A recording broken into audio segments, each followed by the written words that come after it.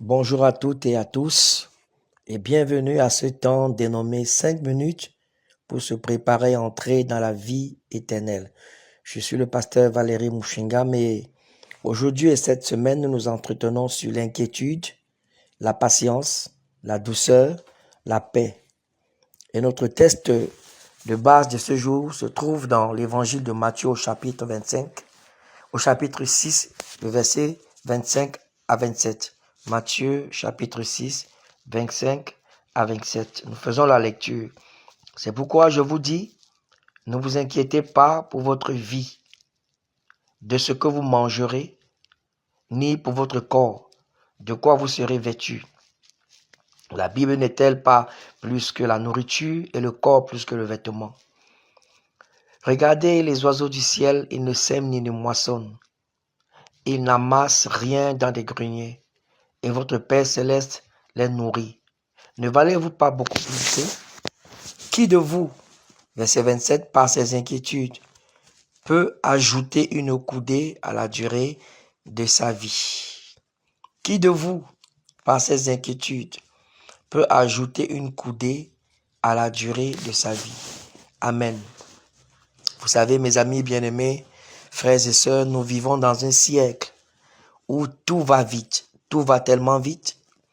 Tout le monde, sans savoir, court à gauche et à droite, sans réellement savoir où il va. Aujourd'hui, les psychologues nous enseignent, nous informent. Et vous savez, même la Bible, bien avant, nous le disait déjà, que les sources premières des maladies meurtrières, aujourd'hui, telles que le cancer, l'asthme, le diabète, oui, la paralysie, l'AVC, tout cela, qui court aujourd'hui un peu partout. Laissez-moi vous dire, les sources premières, c'est l'inquiétude, le stress profond. Nous sommes tous inquiets pour tout et pour rien. Vous savez, les hommes sont prêts à tout aujourd'hui pour ajouter une seule durée, une seule seconde à la durée de leur vie. Et le Seigneur Jésus dit, n'est-ce pas, car c'est lui qui parle ici, ne vous inquiétez de rien. Ne vous inquiétez de rien. Ni de ce que vous allez manger, ni de ce que vous allez porter, ni de ce que vous allez boire.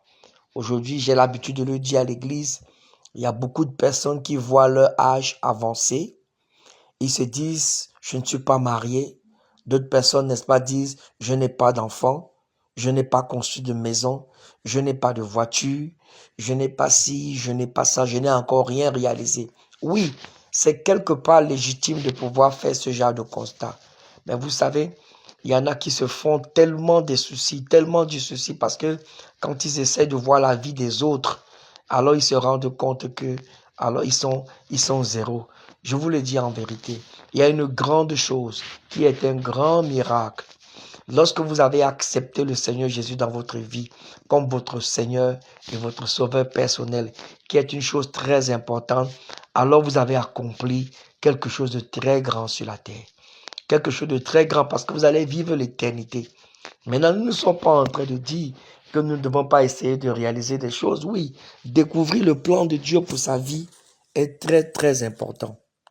Mais, nous le disions tantôt, il y a des gens aujourd'hui qui travaillent de 7 heures à 22 heures durant toute leur vie, pendant 30 ans.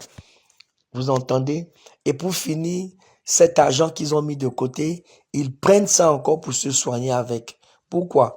Parce que tout le temps de leur vie, ils ont pris du temps, n'est-ce pas? Beaucoup plus du temps à s'inquiéter. S'inquiéter alors des choses qui vont rester sur la terre. Le Seigneur Jésus dit à quelqu'un, et je veux le dire, à toi mon ami, à toi mon frère, à toi ma soeur, je ne sais pas ce que tu es en train de vivre en ce moment. Mais je voudrais te dire aujourd'hui, aie paix dans ton cœur, sois sans inquiétude. Oui, tu n'es pas marié, sois sans inquiétude.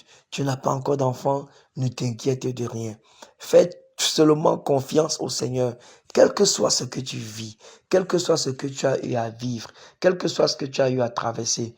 Je vous le dis, je connais un nombre incalculable de personnes qui a un très grand compte en banque, mais qui n'est pas en paix. Il y a des gens qui ont tellement d'argent, mais n'arrivent pas à manger. Pourquoi? Parce que leur estomac, alors, ne fonctionne pas. Vous entendez?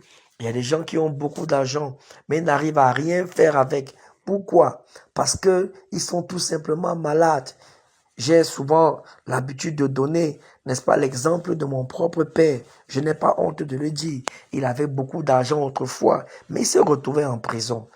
Vous entendez? Et qu'est-ce que, n'est-ce pas, l'argent qu'il avait a pu faire? Rien du tout. Et gloire à Dieu parce qu'il était en prison. Alors les gens sont venus lui prêcher l'évangile et il a accepté Jésus là-bas et il s'est repenti et il est né de nouveau.